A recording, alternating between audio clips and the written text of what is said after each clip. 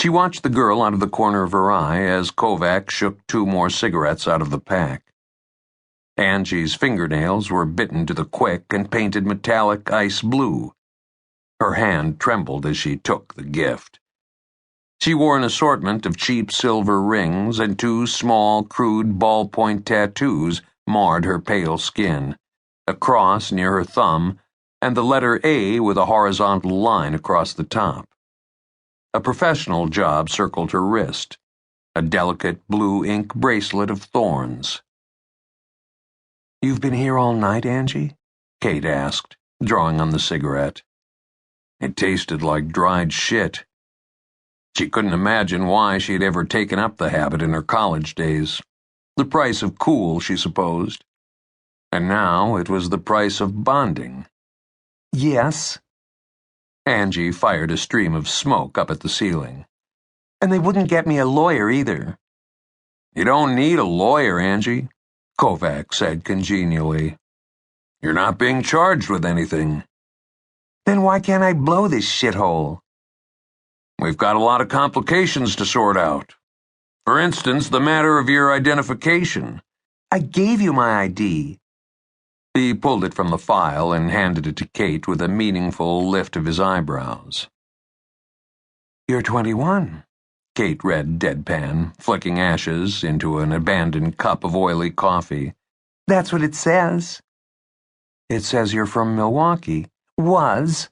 I left." "Any family there?" "They're dead." "I'm sorry."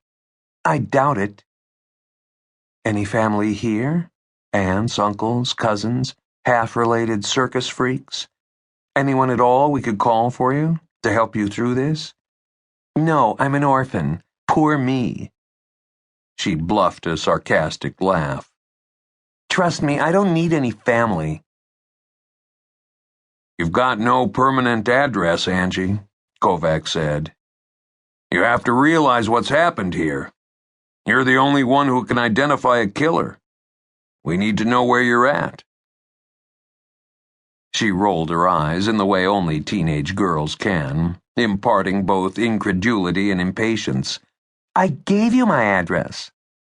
"You gave me the address for an apartment you don't have keys for, and you can't tell me the name of who it is you're staying with." "I told you." She pushed up out of her chair and turned away from Kovac, the cigarette in her hand raining ashes on the floor.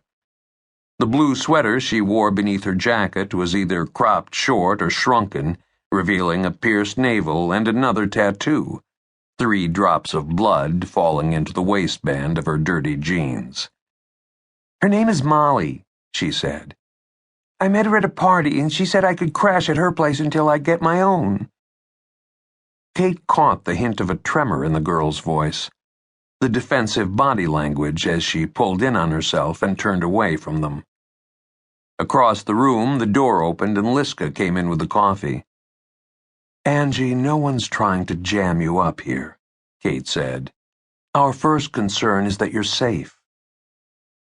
The girl wheeled on her eyes dark blue and glittering with anger. "Your concern is that I testify against this psycho cremator creep. You think I'm nuts? He'll track me down and kill me too." "Your cooperation is imperative, Angie," Sabin said with authority, the man in command. "You're our only witness. This man has killed 3 women that we know of." Kate shot a dagger look at the county attorney. "Part of my job is to see to it that you're safe, Angie," she explained, keeping her voice even and calm.